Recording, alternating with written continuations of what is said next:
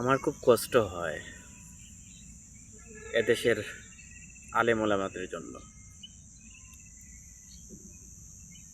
স্বাধীনতার পর 2026 সালে এমন একটা সুযোগ এসেছিল তাদের জন্য, কিন্তু তারা ক্ষমতার দ্বন্দ্বে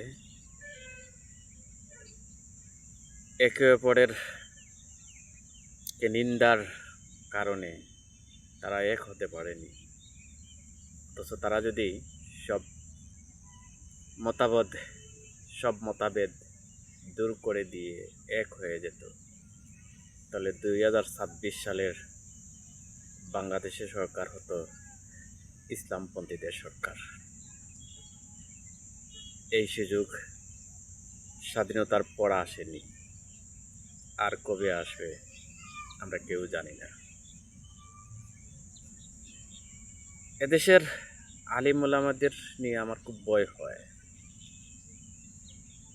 ওনারা মৃত্যুর পর কি জবাব দেবেন আল্লাহর কাছে? ওনারা একজন আরেকজনকে, এক গ্রুপ আরেক গ্রুপকে, এক দল আরেক দলকে মুনাফিক বলে চিহ্নিত করে মুনাফিক বলে গালি দেয়।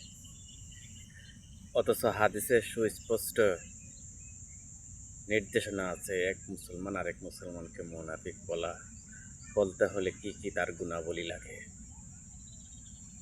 আপনি যদি একজনকে মুনাফিক বলেন আর সে যদি মুনাফিক না হয়, তাহলে মৃত্যুর আগে এই মুনাফিকের তকমা আপনার উপর এসে পড়তে পারে। আমাদের আলিম ওলামাদের বেফাস মন্তব্য শুনে আমরা খুব মর্মাহত হই।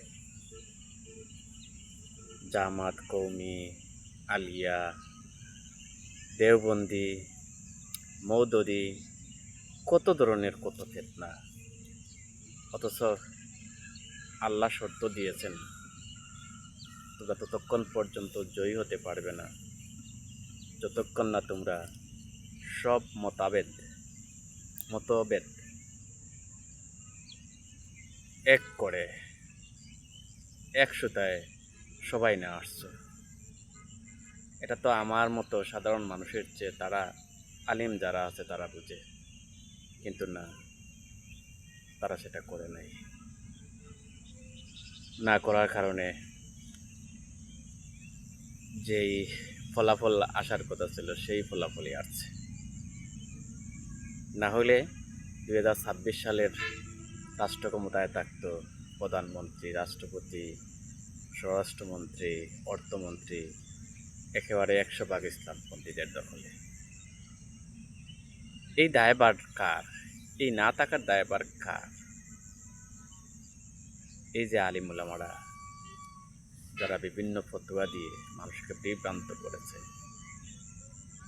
তারা আল্লাহর কাছে কি জবাব দিবেন? আমি তাদের জন্য চিন্তিত। দোয়া করি আল্লাহ সবাইকে হেদায়েত দান করুন।